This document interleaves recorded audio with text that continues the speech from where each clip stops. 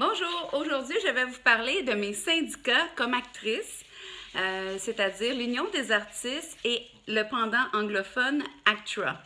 Alors, juste pour vous dire, ACTRA, ils ont aussi AFC et AFC est pour ACTRA un espèce de fonds pour aider les artistes qui ont besoin, qui ont des périodes difficiles. Alors ça, c'est un fonds où nous, nos cotisations qu'on donne chaque artiste à ACTRA, ACTRA donne de l'argent à AFC pour que AFC gérer des donations à certains artistes qui ont vraiment des périodes de difficulté. Donc déjà là, il y a une perte de notre argent qu'on donne à ACTRA en cotisation parce qu'au lieu de le gérer eux-mêmes à l'interne, ils font une autre fondation avec une autre réceptionniste, un autre bureau, un autre groupe à payer. Même si ce groupe-là sert à payer à d'autres choses, je pense que nos cotisations d'ACTRA devraient être gérées par ACTRA et qu'ACTRA se mettre quelqu'un en poste dans leur bureau qui s'occuperait de gérer la fondation d'une certaine façon. Donc, à ce point de vue-là, nous, comme artistes, si on donne des milliers et des milliers de dollars par année pour la fondation, mais elle pourrait demeurer dans ACTRA au lieu d'aller se perdre un peu en certains pourcentages en gestion, en frais d'administration ici à AFC. Et donc, on va dire, je ne sais pas, 10 000 $, c'est un exemple très mince. Peut-être que les artistes ici, après tout le transfert d'argent et tous les frais d'administration, finissent pas par avoir 10 000 $, de toute évidence. Donc, il y a une grande perte. Et la même chose un peu UDA. Alors, l'Union des artistes ici, ils ont une caisse de fonds pour aider les artistes, c'est le pendant francophone, qui s'appelle la CSA. Et la CSA, c'est un peu, peut-être, il y a peut-être moins de pertes d'argent à ce niveau-là pour ce que j'en ai vu. Évidemment, je parle toujours de ma vie, de mon expérience sur le terrain. Et donc, je vais vous parler ça c'est mes syndicats. Et je suis membre de ACTRA et de l'Union des artistes depuis des décennies. Et ça m'a coûté très cher de devenir membre. Pourquoi? Parce que chaque fois que quelqu'un veut devenir membre, dès qu'il fait un contrat, il doit payer un pourcentage à l'Union des artistes, comme tout artiste travaillant au Canada doit payer, si je travaille en anglais, je paye un pourcentage à ACTRA, et si je travaille en français, selon comment on divise le produit, là, je dois payer à l'Union des artistes un pourcentage. En plus de payer un pourcentage aussi à mon agent. Donc, quand on fait 100 $, il y en a une grande partie qui part à l'impôt et il y en a une autre partie qui part à l'agent et au syndicat. Mais le syndicat, on pense que c'est super important parce qu'il va nous protéger en cas de litige avec les producteurs sur des productions et le syndicat va nous protéger en cas de grandes problématiques, de conflits d'intérêts où on a besoin, comme récemment, depuis 1 an, quand le MeToo Movement a éclaté il y a 1 an exactement, l'Union des artistes et notre présidente Sophie Préjean s'est mis à dire on va donner toutes les femmes qui ont des problématiques dans le milieu du cinéma, appelez-nous et on va mettre des avocats à la disposition. Si vous avez des problématiques, on va vous aider à avoir des ressources légales, des ressources à plein de points de vue, peut-être même financières, suite aux fondations, là, pour pouvoir passer par-dessus. Et Sophie Préjean a répondu l'année dernière, exactement il y a 1 an exactement, si vous êtes victime d'un problème dans le MeToo Movement, si vous êtes... j'ai encore des allergies, je suis désolée. Elle a dit, si vous avez quoi que ce soit comme problématique MeToo, tenez-vous debout. Alors ça a été le conseil de notre présidente de l'Union des artistes. Alors moi, immédiatement, j'ai écrit un courriel à Sophie Préjean qui prenait beaucoup de place dans les médias l'année dernière et peut-être que elle est actrice aussi, donc il y a des gens qui ont dit, est-ce qu'il n'y a pas un certain conflit d'intérêts quand vous êtes présidente de l'Union des artistes et actrice aussi? Est-ce qu'il n'y a pas comme une espèce de dualité là où vous ne servez peut-être pas au meilleur intérêt, les intérêts des acteurs? Et les acteurs, c'est pas juste ceux qui travaillent beaucoup. Malheureusement, dans l'Union des artistes, on est beaucoup de vrais acteurs, des acteurs qui ont des formations, qui font des contrats et qui en vivent, mais qui sont vraiment comme sous le seuil de la pauvreté ou sous le salaire minimum et qui travaillent beaucoup, qui font beaucoup de sacrifices, mais qui n'ont pas les contacts ou qui n'ont pas les opportunités. Et c'est pas une question de talent, là. C'est qu'ils n'ont pas la capacité d'accéder au casting. Alors, on n'accède même pas au premier rôle, au deuxième rôle. Pour avoir un casting de premier rôle et deuxième rôle, il faut être un non connu. Mais pour devenir un non connu, il faut avoir fait des premiers et des deuxièmes rôles. Donc, c'est pour ça que souvent, il y a des acteurs qui se marient bien, entre guillemets, ou qui sont la fille de, ou l'enfant de, ou associés à X, Y, Z. Et c'est pour ça que ça dénature un peu notre profession et que ça ouvre la porte à du MeToo. Pourquoi? Parce que tu peux avoir du talent, tu n'as jamais réussi à avoir plus que des troisièmes rôles ou des deuxièmes rôles. Et donc, tu ne peux pas accéder à des castings pour des premiers rôles. Ben, c'est quoi tes chances de t'en sortir dans ce système-là? Est-ce qu'on peut finir par en parler de ce système-là un jour au Québec? Je pense qu'il est temps qu'on regarde les choses d'un point de vue intérieur. Pas juste les gens qui travaillent et il y a une chasse gardée et tous ceux qui ont accès au casting de premier rôle. Il y a comme une clôture entre les deux équipes. Et elle est hermétique. Et pour percer ici, là, ça prend vraiment des conditions extraordinaires. Donc, et ça ouvre la porte à toutes sortes de situations de MeToo. Et pourquoi? Parce que ces gens-là qui sont ici, ils le savent, mais ils veulent tellement pas perdre leurs privilèges qu'ils ne descendront pas aider les autres en bas. Et je crois qu'une présidente de l'Union des artistes qui est actrice, qui comprend très bien la dynamique, et qui la connaît comme tout le monde sur le terrain, devrait avoir la force de descendre et d'aller briser cette barrière et donner à tous ceux qui ont du talent des accès à des deuxièmes rôles, des premiers rôles, des leads de séries, alors que c'est toujours comme, ça prend vraiment, vraiment une situation extraordinaire pour qu'une personne inconnue, que ses parents ne sont pas dans le milieu, que son mari ou son conjoint ou son amant ou sa maîtresse n'est pas dans le milieu, ou qu'il n'y a pas de MeToo, ou qu'il n'y a pas de relation de contact avec une force extérieure au talent, et qu'on accède au casting. Et puis moi, j'ai eu la chance d'accéder des fois, je vais dire en 10 ans, à 3 castings qui en valaient vraiment la peine. Et on arrive là, et ça fait 3 ans qu'on n'a pas eu la chance de faire un casting sur un vrai rôle. Et on devient tellement nerveux. Tu sais, j'écoutais Sophie Préjean qui disait, c'est mon chien, Sophie Préjean qui disait, ben moi, je travaille à tous les 3 mois. Elle travaille à tous les 3 mois sur des vrais contrats que la majorité des acteurs, actrices au Québec n'auront même pas le droit de caster. Parce qu'on n'a pas de nom, puis on n'a pas de nom si on n'a pas le rôle. Alors ça a été une problématique. Moi, j'avais une très bonne agente, considérée comme une très grande agence à Montréal, qui était l'agence Ginette Achin. Et je les ai quittées parce que Ginette, elle me disait, mais je peux pas t'envoyer sur des gros rôles parce que je dois envoyer des gens connus. Ils vont voir, disons, chez Lucie Robitaille ou d'autres Poissons ou plein d'autres agences de casting, ils vont voir seulement 13 personnes ou 8 personnes pour le rôle. Ou ils vont voir seulement 20 personnes pour un deuxième, troisième rôle ou une pub télé. Alors, il faut vraiment qu'on envoie des gens qui sont des noms. Parce que les producteurs doivent justifier leur enveloppe budgétaire et on doit donner des noms. On doit donner des gens qui se vendent bien dans le métier, qui sont une valeur sûre. Et les productions fonctionnent comme ça. Alors, j'ai demandé, j'ai dit comment je fais. Je veux dire, moi, j'ai juste le droit de faire des pubs quand tu es membre complet. Ou sinon, j'ai juste le droit de faire des vidéoclips. Ça n'existe presque plus. J'ai le droit de faire des corporatifs ou des trucs sur Internet ou des troisièmes rôles muets et ou des trucs genre tu travailles 1 heure, mais ils veulent que tu sois à poil. Donc, c'est conditions très dures pour les femmes de travailler dans ces conditions-là, ou alors tu n'as pas d'opportunité d'accéder au casting. Alors, il n'y a personne qui va te voir si tu as du talent ou pas. Et comme ceux qui sont toujours vus sur premier rôle en casting, ils développent une espèce de seconde nature, comment réussir leur casting. Ils ont une assurance aussi. Ils se disent, bon, souvent, si tu veux aller en casting sur un premier rôle, il faut que tu fasses 10 castings pour avoir un seul rôle. Alors, quand tu fais seulement un casting par 3 ans, qui en vaut vraiment la peine, tu es tellement nerveux. t'es tellement plus habitué de rentrer sur un vrai rôle, un vrai casting. T'es tellement... Il y a tellement de pression.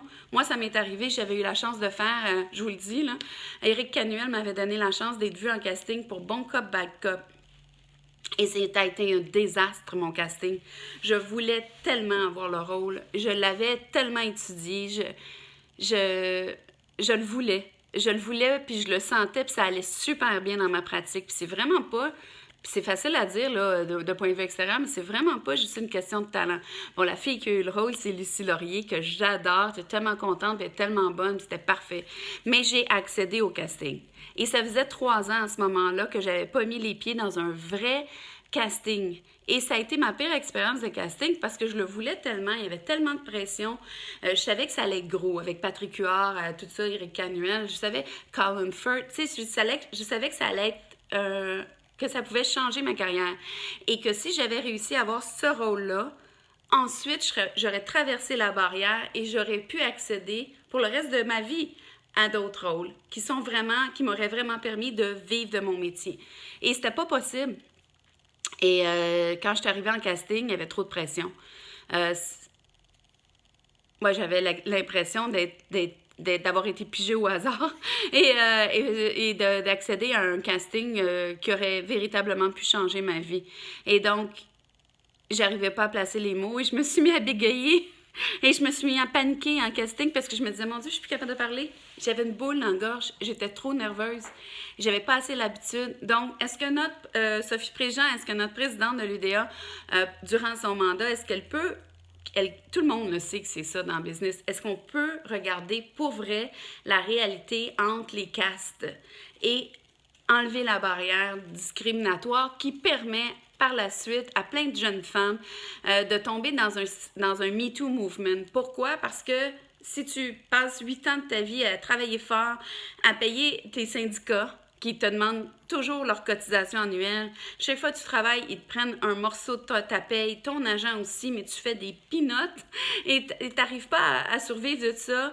Mais tu vas toujours t'actualiser en classe, puis c'est pas parce que tu n'as pas de talent, là. Si tu en as du talent, mais tu n'accèdes pas au casting, puis tu n'accèdes pas assez fréquemment pour pouvoir réussir, parce qu'il y a l'art d'être acteur et il y a l'art de réussir un casting. Et souvent, ceux qui ont l'art de réussir un casting, ben c'est parce qu'ils en font plusieurs. Et quand t'en fais pas, comme moi je faisais juste des castings de pub, ben j'en ai fait beaucoup des pubs parce que je savais comment me placer ma voix, mon énergie pour vendre Tourisme Québec ou Tourisme Charlevoix. J'ai fait tous ces contrats-là. J'ai fait des contrats pour Snapple, j'ai fait des contrats pour McDonald's, pour les Olympiques. Alors, je savais comment, quand j'arrivais en casting de pub, comme j'avais réussi à avoir plein de contrats très gros, là, les Olympiques, des trucs comme des grosses publicités, des trucs avec Steven Tyler, Aerosmith, Sony, qui étaient partout dans le monde. Donc, j'avais une assurance acquise. Quand je rentrais en pub, en casting, j'avais pleine confiance en mes outils, puis je savais comment jouer de mon instrument, qui est le fait d'être une actrice qui s'en va en casting de pub. Mais le casting de pub, c'est très précis, et donc, ça ne s'applique pas aux téléromans québécois ou aux films québécois. Donc, comme j'avais jamais l'accès à ces castings-là, j'arrivais pas à trouver du boulot de façon permanente. Et pourtant, je travaillais en production et pourtant, je connaissais tout le monde dans la business. Mais il n'y avait personne qui me forçait la porte pour moi. Et souvent, je demandais à Ginette Hachin, quand elle était mon agente pour longtemps, je lui demandais, je dis, Ginette, peux-tu la forcer la porte sur une fois que je puisse, après ça, moi, par mon talent, traverser la barrière? Elle me dit, tout le monde voudrait qu'on fasse ça pour tout le monde. Tu sais, ils ont des centaines d'acteurs, puis tout le monde voudrait que... Et c'est jamais arrivé. Pour les années que j'ai été dans l'agence Ginette Hachin, ça n'a jamais été possible. Et j'ai trouvé ça difficile, mais j'ai réalisé que je n'étais pas la seule, que c'était pas un cas isolé. C'est comme ça, dès que tu n'as pas de nom, que tes parents ne sont pas dans le business, que tu n'as pas un nom de famille connu, un conjoint connu, que tu n'as pas quelque chose qui te traverse la barrière, tu ne traverseras pas la barrière. Enfin, à de très, très, très rares reprises, tu traverseras la barrière. Et donc, ça, c'était pour vous parler du mouvement MeToo et de la difficulté qu'ont les actrices à traverser cette espèce de barrière et les castes différentes. Et c'est comme ça aussi quand on demande de l'aide.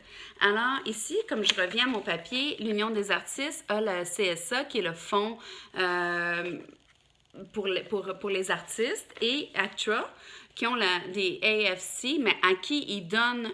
AFC, c'est vraiment indépendant, mais à qui ils donnent leur enveloppe, une grosse partie ou la totalité de leur enveloppe budgétaire. J'ai pas réussi à avoir l'info parce qu'ils me la donnent pas. J'ai pas le pourcentage, mais je sais qu'ACTRA donne des milliers de dollars par année à AFC.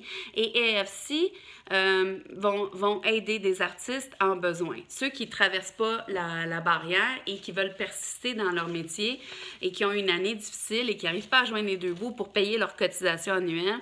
Alors, on peut s'adresser à AFC ou alors à CSA. Alors moi, l'année dernière, quand Sophie Préjean a fait une sortie pour MeToo Mouvement, j'ai écrit à Sophie Préjean sur Twitter.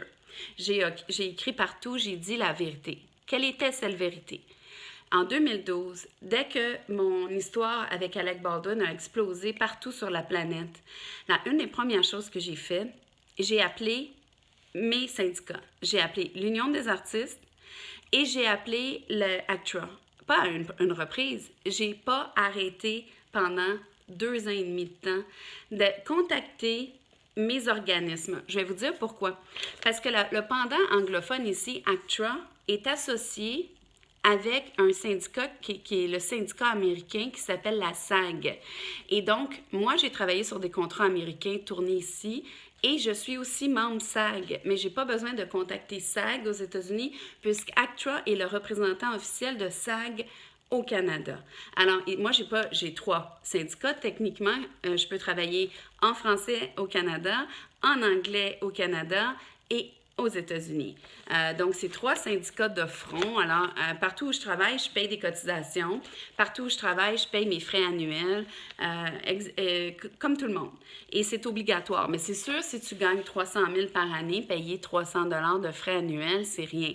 Si tu gagnes 0 et payer 300 $ ou 500 $ ou 600 $, dépendamment combien d'agences, combien de syndicats tu as, sur un revenu de 0 $ pendant 6 ans, c'est des milliers de dollars que je paye, puis je sais que je ne travaillerai pas.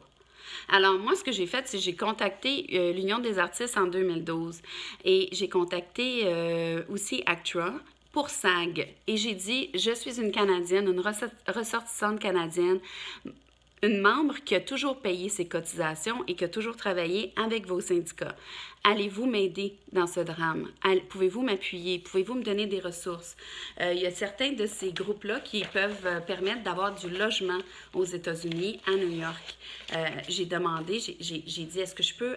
Je vais être toujours à New York. C'est un long procès. Évidemment, je suis présumée innocente. Est-ce que je peux avoir l'aide de mes syndicats? Est-ce que je peux avoir l'aide de mes syndicats aussi pour accéder? Parce que évidemment, dès que 2012 a débuté l'histoire d'Alec Baldwin, j'ai pas reçu mes payes. Et comment ça fonctionne, c'est que j'avais fait beaucoup de campagnes de pub qui étaient en ondes à ce moment-là. Je faisais Tourisme Québec, Tourisme Charlevoix, Tourisme Saguenay, Tourisme Tremblant. Je faisais une grosse campagne sur Internet pour la Banque nationale. J'avais le yogourt qui sortait, Yogo, maintenant qu'on connaît partout.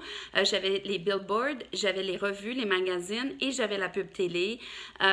Et j'avais, pour les notaires du Québec, des billboards, des magazines et la pub photo. Alors, j'avais beaucoup de pubs qui roulaient à ce moment-là. Et évidemment, dès que mon histoire d'Alec Baldwin est arrivée, tout a arrêté. Hein. Je veux dire, tout le monde a arrêté de diffuser mon visage pour annoncer leurs produits. Et donc, il y en avait des pubs comme le Yogo. J'étais pas encore sortie, mais tout le travail avait été fait et toutes les pubs étaient faites et j'ai évidemment pas reçu mon chèque de paye parce que ça n'a jamais été mis en ondes. Donc, normalement, une pub, je vais vous donner un exemple de Tourisme Québec, si j'ai été porte-parole de Tourisme Québec aux États-Unis et en Europe pendant 8 ans. Alors, on a tourné pendant 1 semaine, mais j'ai reçu ma paye pour cette semaine de travail-là. Mais à chaque segment qui renouvelait pendant 8 longues années, c'est là qu'on fait notre argent. C'est là qu'on reçoit nos chèques de paye sans aller travailler sur le produit qui est déjà fait. Alors, moi, à partir qu'Alec Baldwin, l'histoire a débuté en 2012, tous mes renouvellements, qui auraient pu encore durer encore un autre 8 ans, pour chacun des produits qui sont en nombre, ils ont été immédiatement arrêtés. Donc, tout le travail que j'avais accumulé des années auparavant, qui continuait de me payer, c'était fini. Alors, rétroactivement, je venais de perdre de l'argent. Rétroactivement.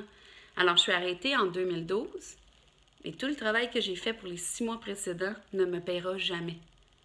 Alors, c'est depuis 2000 et l'ACTRA et l'UDA que j'ai contacté comprenaient très bien la situation. Ils comprennent ça que quand tu vis de publicité beaucoup, ben il faut que ta pub soit en ondes puis qu'elle passe souvent puis qu'on fasse beaucoup de cycles, anglais, français, pour que ce soit payant. Donc, moi, j'avais fait tout le travail ici de produire les pubs, de faire les photos, de faire les magazines, mais les pubs n'ont jamais été mises en ondes. Donc, j'ai perdu rétroactivement énormément. Et je n'ai plus jamais retravaillé. J'ai fait un seul contrat. J'avais pas le choix. Un jour, je suis chez moi, puis le téléphone sonne, puis c'est à peu près à ce temps-ci de l'année. On est en 2011. On est en 2012. Et je réponds. Puis il me dit Geneviève Sabourin. J'ai dit oui. Il dit c'est Louis Morissette. Puis j'ai vraiment fait oh non. Puis là, Louis Morissette, il me dit ouais, t'as pas l'air trop contente de mon appel. Il dit je comprends. Il dit dans ce cas-là, il dit je sais que tu sais pourquoi je t'appelle.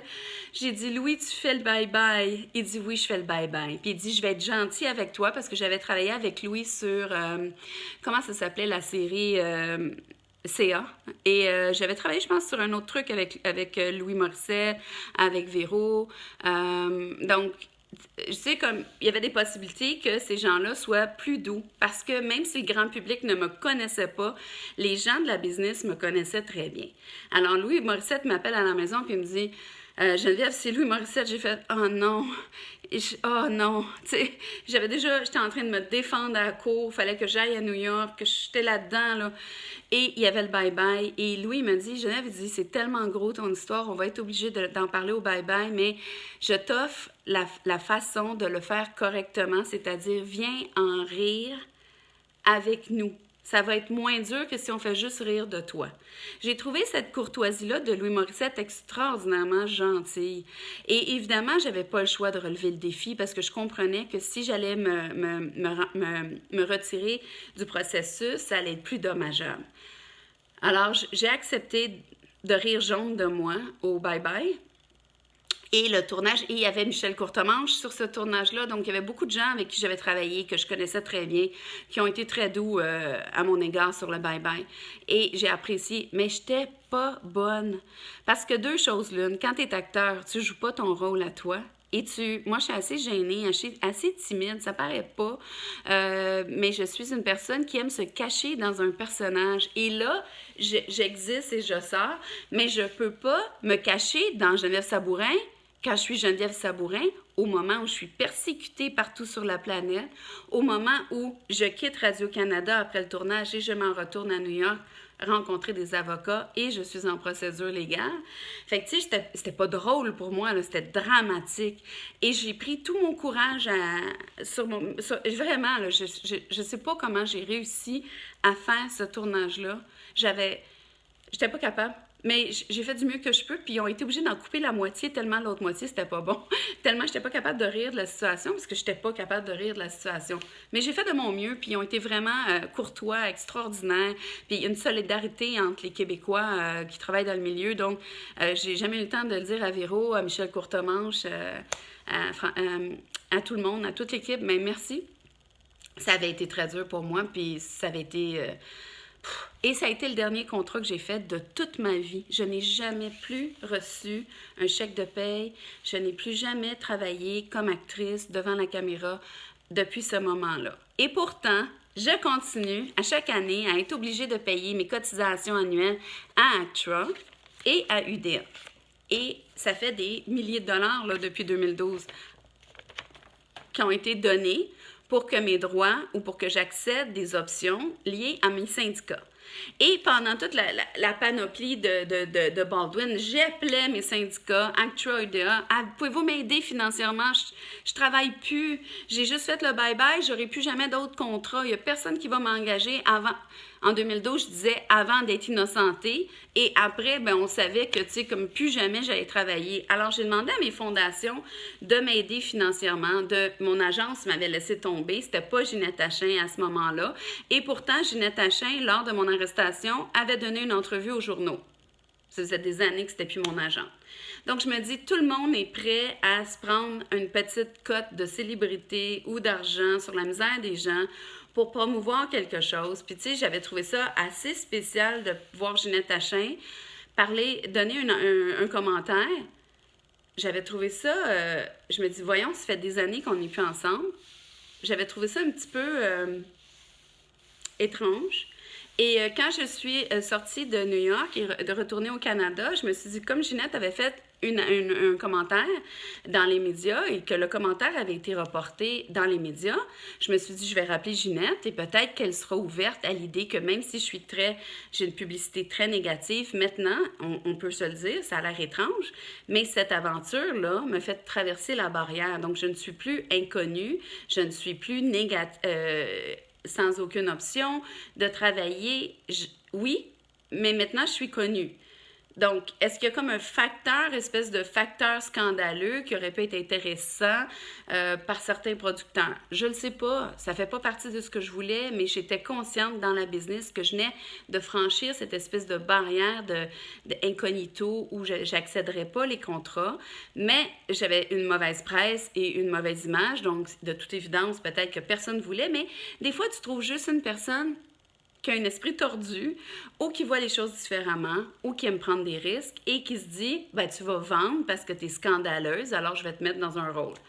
Et j'ai rappelé Ginette Tachin, j'ai dit, comme vous avez fait des commentaires sur mon arrestation à New York, ou qu'il y a eu des commentaires de votre agence qui ont été transmis dans les médias, peut-être que vous allez être assez ouvert d'esprit pour me reprendre dans l'agence et qu'on travaille ensemble des options. Peut-être qu'elles ne sont pas faciles, peut-être qu'il n'y en a pas beaucoup d'options, mais ça m'en prend juste une. Et ils m'ont dit non. Donc, ils ne m'ont jamais repris dans l'agence. Donc, ça, c'était fin avec les agences. J'ai appelé toutes les agences au Québec pour avoir un agent parce que sans agent, tes chances de travailler sont 0,0000001. Alors, tes chances de travailler sans agence sont nulles. Sont pratiquement nuls, je veux dire, à moins d'un miracle. Alors là, je me suis dit, ben je veux continuer à travailler dans mon métier, je veux, il y a plein de choses que je sais faire, que je faisais avant et que je peux continuer à faire. J'ai contacté plein d'agences d'acting. Personne ne voulait même me recevoir en entrevue pour savoir qu'est-ce qu'on pouvait développer ensemble. Les gens screenaient les téléphones et disaient « Bon, madame, elle ne prendra pas votre appel. » Clac. C'était fini. Je parle pas de Ginette Tachin, là, je parle de d'autres agences. Ginette Tachin, ils ont pris mes appels, mais malheureusement, ils n'étaient pas capables de me trouver un produit là-dedans.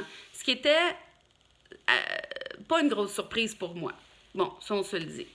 Alors, par contre, juste un commentaire. Moi, j'ai été mannequin pour probablement la plus grosse agence de mannequins au Québec qui s'appelle l'agence Folio. Et l'agence Folio a des ramifications à New York, partout. Et donc, l'agence Folio aurait pu agir de la même façon que les agences d'acting.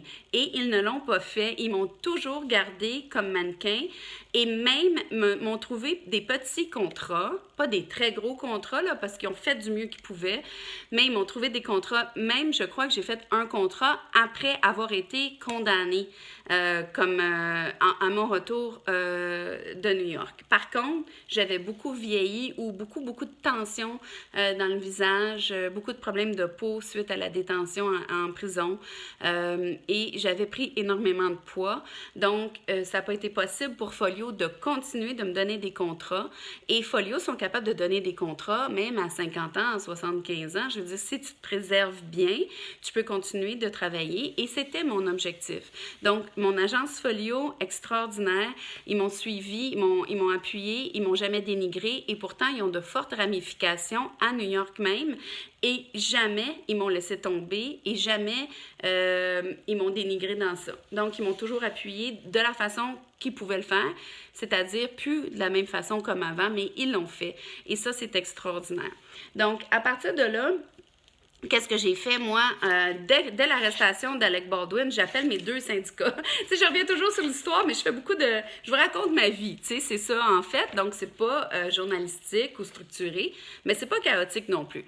Donc, moi, je paye tu sais, je paye pendant des décennies Actra et UDA pour un jour, s'il m'arrive quelque chose ou que j'ai pas de travail. Exemple, j'ai un accident de voiture et je suis alitée pendant 2 ans et je peux pas travailler. Ils vont nous aider à survivre financièrement. C'est ça. Alors, moi, dans la même façon, c'est comme un gros accident MeToo qui me tombe dessus où mes avocats m'empêchent tout de suite de parler aux médias ou de faire des vidéos pour dire « je n'ai pas d'argent pour payer les avocats qu'il faut et ça me coûterait 1 demi-million canadien avant même de débuter à travailler une défense et j'aurais voulu que mes syndicats me disent non, on a des avocats affiliés ou peut-être tu peux avoir telle ressource ou peut-être telle ressource pour aller habiter dans une chambrette, je sais pas où, mais évidemment, de toute évidence, particulièrement Actra, qui sont comme ça avec SAG, qui est le syndicat américain, aurait pu, ces 2 entités-là que je paye de ma poche depuis des décennies auraient pu m'aider pour me trouver des endroits où habiter, où loger, peut-être même quelques rendez-vous légaux, parce que de toute évidence, l'amplitude de mon histoire, c'était 2 acteurs, une petite actrice canadienne pas connue et un méga acteur américain, et c'était du MeToo 100%, mais à l'époque, on connaissait pas ça.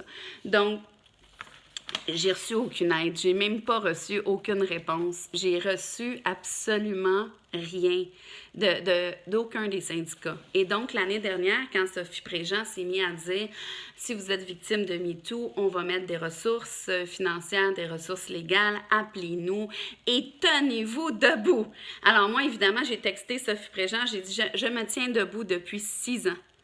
Et c'est en train de me détruire et je suis une MeToo victime. Et voici le prix qu'on paye, Madame Préjean, quand on se tient debout. Quand on se tient debout, on perd tout.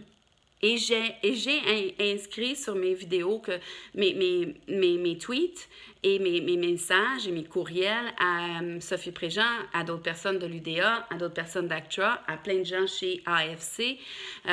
J'ai inscrit que j'avais demandé à plusieurs reprises de l'aide. Et là, soudainement, parce que c'était très politisé, parce que j'avais adressé directement Sophie Préjean, notre présidente, sur Twitter, il y a quelqu'un de l'UDA qui m'a appelé et m'a dit oui, faites-nous une demande, tu sais, parce que je pense qu'il voulait que j'arrête d'en parler pendant que Mme Préjean était dans tous les journaux et que c'était la grosse histoire. Je pense qu'il voulait juste comme me donner quelque chose pour me dire, ben tu pourras pas dire qu'on t'a rien donné. Alors, j'ai jamais reçu rien, là, sauf en 2017, pendant que Mme Préjean faisait une grosse campagne de MeToo, puis que moi, je m'en suis mêlée un petit peu avec en tweetant. J'ai dit, j'ai jamais rien reçu, je suis une victime de MeToo. Tu sais, je peux-tu en avoir des avocats? Ma cause est reçue en appel aux États-Unis. C'est ça que j'avais demandé l'année dernière. J'ai enregistré ma cause en appel, mais j'ai pas les moyens de la porter en appel. Est-ce que je peux bénéficier des avocats dont vous dites l'aide légale qui sera mise pour les victimes MeToo? Est-ce que ça s'adresse à moi? Est-ce que je peux me prévaloir de cette aide légale-là, essentielle pour que je retrouve ma vie? Est-ce que mon syndicat peut m'aider à retrouver un agent parce qu'on sait que sans agent, je ne retravaillerai jamais? Est-ce que je peux avoir de l'aide, je ne sais pas, pour refaire? Ça a l'air bizarre à dire, mais ça prend des photos de casting parce que si tu n'as pas des nouvelles photos de casting parce que j'ai pris du poids, parce que j'ai pris de l'âge, parce que mon visage s'est transformé sous la souffrance, puis c'est vrai, là, je ne le dis pas en exagérant, c'était extrêmement difficile ce que je viens de vivre et ça paraît dans mes traits ont vraiment changé. Alors, si j'ai pas des nouvelles photos de casting à offrir, c'est quand même assez dispendieux. Il faut payer un photographe, un studio, un maquilleur, un coiffeur, les vêtements. C'est comme vraiment des plusieurs centaines des fois, c'est très dispendieux, les photos de casting. Et j'en avais pas qui représentent qui je suis. J'ai pas d'agent, j'ai pas d'agence qui veut me représenter. Donc, je demande à mon syndicat, pouvez-vous m'aider à travailler? Pouvez-vous m'aider à travailler, soit à me retrouver un agent ou à travailler sans agent si personne ne veut de moi? Est-ce que je peux avoir l'accès légal pour porter ma cause en appel? Est-ce que je peux avoir... je demande sans cesse depuis 2012 que la Fondation des acteurs ou des artistes m'aide financièrement. J'ai pas travaillé pendant 6 ans et demi et je demande la même chose à ACTRA. Et l'UDA m'ont fait un don de 3 000 $. Et là, tout le monde va dire « Wow, c'est beau, 3 000 $. » Prenez 3 000 $ et séparez-le en 6 ans et demi. C'est tout ce que j'ai reçu comme income et comme aide de mon syndicat. Et je l'ai reçu dans une période où c'était pour dire « Tu ne pourras pas dire qu'on ne t'a pas aidé. » Maintenant, puis ils m'ont envoyé une lettre et je peux vous la lire. Et la lettre, c'était « Maintenant, ne nous demandez plus d'aide. Vous ne recevrez plus jamais rien de nous. » OK? C'était comme assez clair, là. Donc, est-ce qu'ils sont en train d'essayer de m'aider pour trouver du travail, trouver un agent, me réintégrer, peut-être avoir des options légales comme toutes les autres MeToo victimes pour pouvoir accéder à faire mon appel ou à trouver des options légales comme Canadienne qui a vécu une difficulté aux États-Unis dans un gros conflit d'intérêts alors que les médias américains publiaient à outrance que j'étais une stalker, mais ça venait de NBC et Alec Baldwin rapportait des dizaines de millions de dollars à NBC. Donc, c'est sûr qu'ils m'ont sacrifié avant même d'avoir des charges de déposer contre moi. NBC disait que c'était moi qui étais le problème parce qu'ils couvraient leur star. Et pourquoi ils couvraient leur star? Pas parce qu'ils l'aiment beaucoup, mais c'est parce qu'il est super rentable pour NBC. Il faisait 30 Rock, il faisait Saturday Night Live. Il était financièrement une vache à lait pour NBC. Alors, NBC l'a couvert. Et quand NBC et ses réseaux affiliés dans la convergence se mettent à publier quelque chose et que tous les tabloïds, sans vérifier les sources, se mettent à publier à outrance plus vite que tout parce que ça contenait une star américaine. C'était un scandale pseudo-sexy. Alors, c'était comme quelque chose qui allait être très, très financièrement avantageux pour tous ceux qui allaient publier le plus rapidement possible. Et la même chose pour ABC. Moi, j'ai fait une entrevue avec ABC 2020, ABC News, qui n'a jamais été diffusée avant procès et qui aurait pu faire toute la différence. Mais ils ne l'ont jamais diffusée parce qu'Alec Baldwin est allé rencontrer les gens chez ABC et ils ont commencé à parler de son projet de télévision qui commence sous peu, là, qui s'appelle Evening with Alec Baldwin ou je sais pas quoi. Là. Mais c'est comme un talk show. Et Match Game. Et d'autres projets. Donc, est-ce qu'ils veulent faire affaire avec la vérité d'une actrice qui raconte sa misère pour 30 minutes, 1 heure, et après ça, on ne la reverra plus, puis ce ne sera pas plus payant que ça pour le réseau? Ou alors, ils vont prioriser Alec Baldwin qui fait Match Game, qui fait plein de shows, qui vend... Les films sont souvent diffusés en fin de soirée avec lui comme acteur et qui se finit par avoir un talk show à ABC. Donc, la réponse est claire et c'est pour ça que j'avais besoin que ACTRA, UDA m'aide. Mon syndicat, que mon syndicat mette le pied à terre et dise cette fille-là, elle est seule au monde, elle est prise dans un chaos infernal, dans un conflit d'intérêts et nous, comme syndicat, on va l'appuyer. Appuyer, ça ne veut pas dire qu'il pensait que j'avais rien fait ou quoi que ce soit, mais de juste regarder les faits au lieu de regarder la vérification, les apparences et l'image qui était produite seulement par des Américains et ensuite publiée partout dans le monde ainsi qu'au Québec. Mais à la base, toute l'information publiée mensongère ou dégradante était fournie par des réseaux américains qui étaient en conflit d'intérêts et qui avaient M. Baldwin comme vache à lait et qui était hyper rentable pour eux. Alors, est-ce que mon syndicat aurait pu aller s'asseoir au Québec seulement, faire une entrevue et expliquer ce que je viens de dire là, ce qui aurait réduit les dommages pour moi, pour ma réputation, pour ma famille, pour ma mère? Ça aurait atténué l'espèce de scandale gigantesque. Je pense que mon syndicat aurait dû me défendre. Pas nécessairement prendre position sur l'issue du procès, mais comprendre que dans le contexte, il y a une Canadienne qui est prise dans un réseau américain où l'argent compte plus que la vérité et que la personne qui m'opposait était très rentable financièrement pour les réseaux de télévision, Internet et qui printaient à outrance. Juste un exemple, à cette époque-là, Alec Baldwin, à toutes les 2-3 semaines, faisait des pages complètes dans le Huffington Post. Alors, quand le Huffington Post a pris position pour Alec Baldwin en disant que j'étais une stalker, évidemment que c'était encore une fois à se questionner. Est-ce qu'ils prennent position pour le gars qui écrit des pages et des pages dans le Huffington Post ou pour la pure inconnue qu'on ne connaît pas, qui est peut-être une MeToo victime dans le fond? Et je crois que mon syndicat aurait pu faire la grande différence. Donc, pourquoi je fais une capsule aujourd'hui? C'est que je dois payer ma cotisation UDA et j'ai plus l'argent pour ça.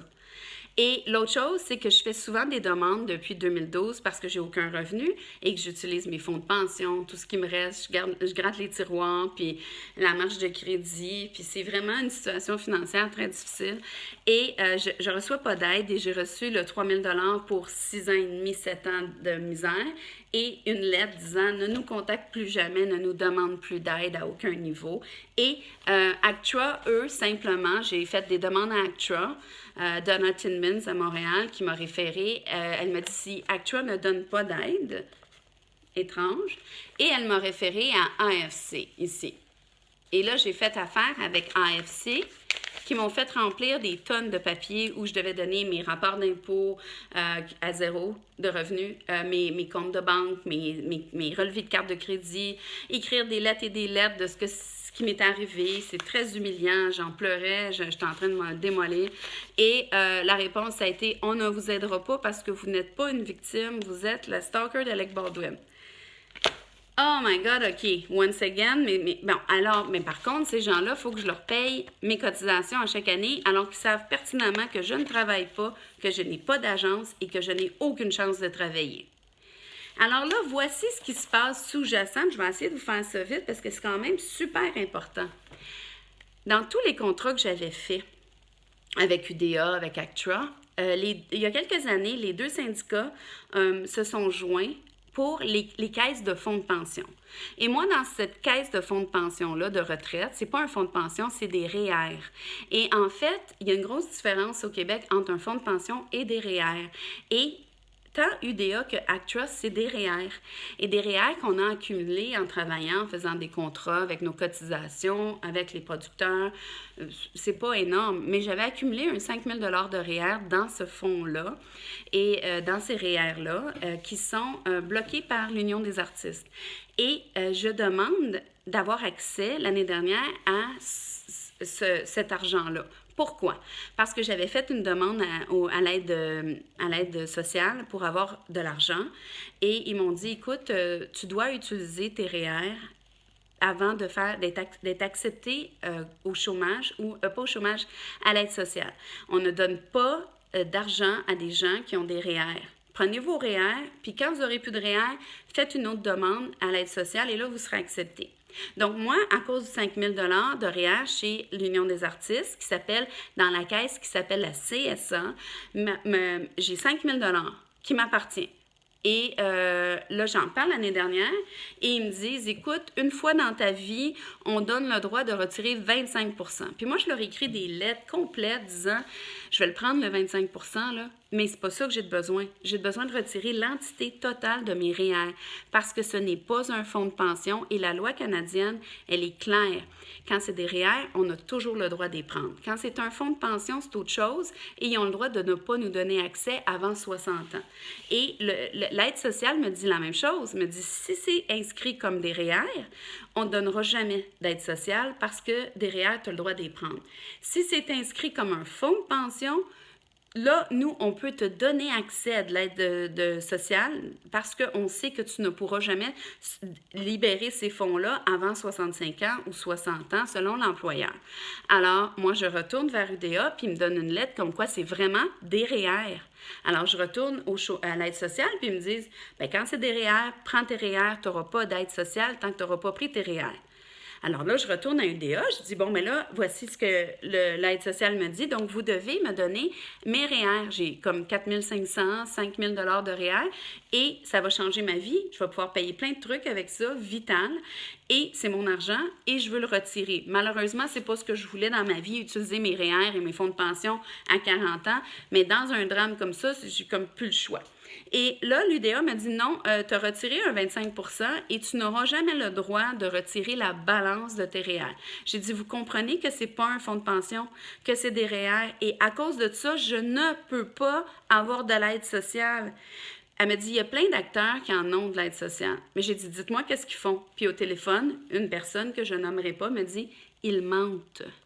Ils ne disent pas qu'ils ont des REER. OK, c'est heavy, là. Le conseil, c'est de faire une déclaration mensongère. Voyons donc, je ne ferai jamais ça. Alors là, je continue ma quête et j'écris des lettres, et je dis, j'ai besoin. Et là, j'appelle à CSA, puis ils me disent, non, il faut que l'UDA donne le feu vert, mais vous avez le droit de retirer vos REER. Donc, je retourne encore à l'UDA, puis dit, vous devez donner l'autorisation que je retire mes REER. Puis CSA me disent que dans certaines occasions, vous le faites et vous pouvez me donner accès à mon argent. Puis j'en ai besoin, j'en ai besoin. Alors, ils me disent non. Bon, bref. Je m'en retourne chez nous, j'ai rien. Et je recommence cette année. Pourquoi? Parce que j'ai encore besoin d'aide sociale. Je m'en vais à l'aide sociale et le processus recommence. Je ne suis pas pour mentir que j'ai pas de REER. J'ai 5 000 de REER dans UDA.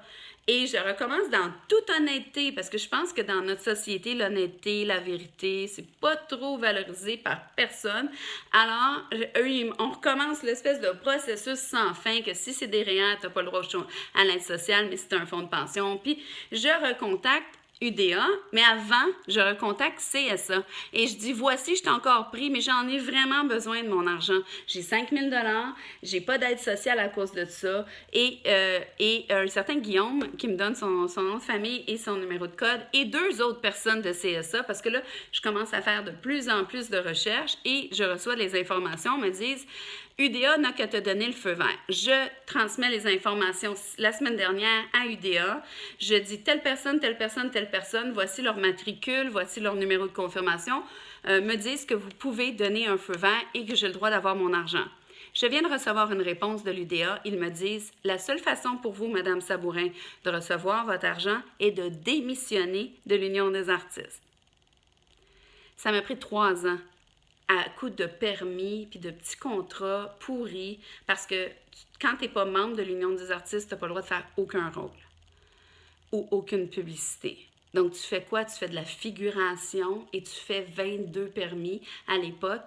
Alors, tu dois faire 2-3 ans de figuration, ce qui est aberrant, mais bref. Alors là, on me dit que si je veux mon argent et que je paierais mes dettes avec ça et donc j'aurais de l'aide sociale immédiatement, je dois démissionner de mon syndicat qui ne m'a jamais vraiment aidé. OK, c'est dur ça. Et donc, si jamais j'aurais une opportunité de retravailler, je ne pourrais pas travailler parce que je ne serai plus membre de mon syndicat que je paye depuis des décennies et qui ne m'ont pas aidé. Dans la plus grande difficulté de ma vie, ils m'ont donné 3 000 $ pour que j'arrête de tweeter Mme Préjean pendant le MeToo Movement. Et il m'a envoyé une lettre disant « Ne nous demandez plus jamais rien. Vous n'aurez rien de nous. » Donc, tu sais, est-ce que quelqu'un veut se mettre en conflit avec son syndicat? La réponse, c'est non.